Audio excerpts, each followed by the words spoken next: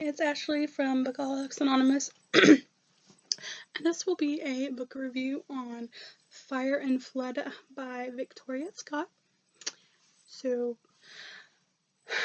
I started reading this book and instantly became pretty much addicted to it, like how to read it.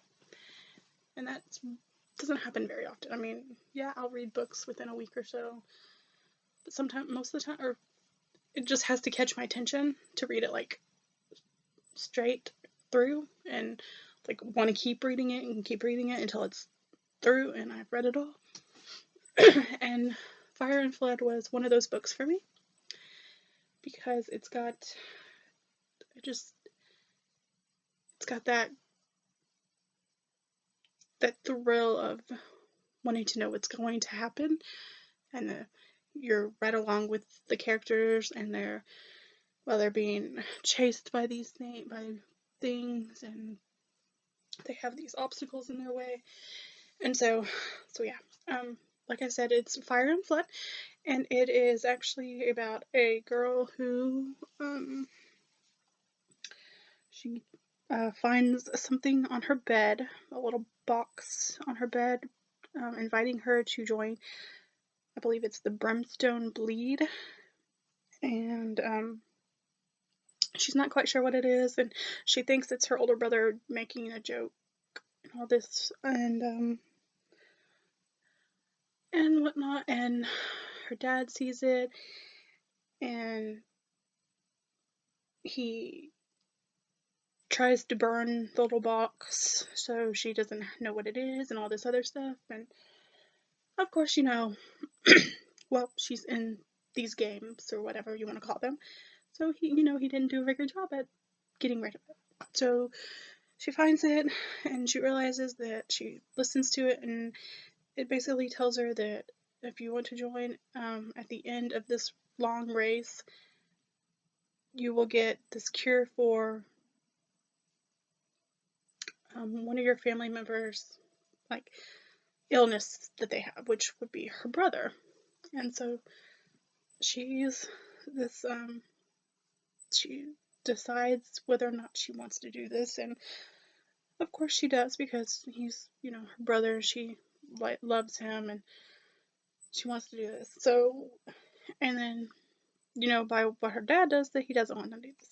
She tries to hustle it out, and she gets it, and so she kind of sneaks off, I guess you can say, after she listens to this.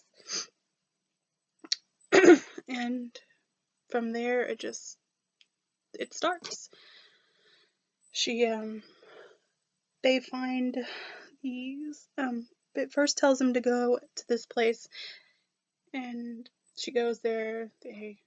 There's these eggs everywhere, and there's a lot of people. Each person gets their own little egg, and this becomes theirs. And it's just, and so yeah, and it's just, I can't really say a whole lot, I guess, after this, because it's gonna kind of give away stuff. But um, to me, it is like the Hunger Games. It's a little different in that this is, I guess, a race, but yet they're still trying to get the other contenders out of the race too, I guess you could say, so they can make it through and they can be the ones to win this cure for their a family member or whatever's illness. And so it starts off with, like, I think it's like 100 and something contenders, and only one can win. So yeah, I mean, you kind of know where this is gonna go. So yeah, in a way, it's kind of like the Hunger Games, that they have to get rid of each other, I guess you want to say. But I liked Fire and Flood so much better than the Hunger Games. I'm one of those people who didn't enjoy the Hunger Games. I liked it, but I didn't like the first two books. They were just, to me, they were the same. I couldn't do it. Anyway, that's a whole different story. So she's in this race. She's got to go through a forest, a desert, and those are the first. There's 4 different parts that she's got to go through. In the first book, it's a forest and the desert. In the second book, I'm not really sure because I haven't read it yet, but I will be. And so, when she begins, she's kind of all alone, trying to figure out what's going on and what she wants to do. And she's by herself basically with her egg. And yeah, and as the story progresses, she finds other contenders, and she kind of, goes along with them. So they form this group, and it's like, and so they stay together throughout the story. And I have to say, I really like the characters in this book. They're all their own people, I guess. Of course they are. I mean, yeah.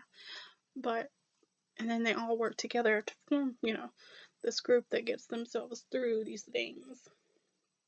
I can't remember all their names. But then their eggs, when they hatch, they become animals, and these animals have special abilities, and so throughout the story they're seeing their animals grow as well. And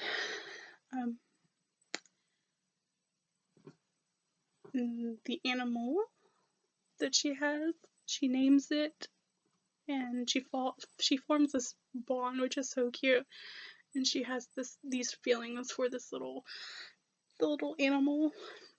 His name is Maddox, but she's got, she loves this little guy, and he's an awesome animal too. I'm not gonna tell you what he is or what he can do, but he's awesome. Like, everybody wants her to join their group because of this little guy. And so yeah, but yeah, they throughout the story they face different challenges, whether it be another group of contenders trying to fight against them and hurt them, or the forest and the desert itself with the craziness that is. I'm so not explaining this very well. I'm so sorry. But then, of course, there's this little love that happens to go to become parents, but she doesn't want it to because she's here for her brother and she's focused on that. But then you have this guy who's like, I want to touch him, I want to hold him, I want to kiss him, be with him. So she's kind of conflicted there, of course. And so yeah, that's pretty much it. But it's a really good story. Like I said, if you like the Hunger Games, then I'm gonna say you will enjoy Fire and Flood probably more, maybe more. I'm hoping maybe. Yeah, you just definitely, you'll have to read it if you like the Hunger Games, because that's definitely the kind of story it is. It's a survival mode type story. So yeah, totally recommend it. That's all I can really think about. I mean, that's all I can think to say. If you have any questions, go ahead and ask me. If you have any comments, go ahead and ask me below. And I will see y'all next time. Bye bye.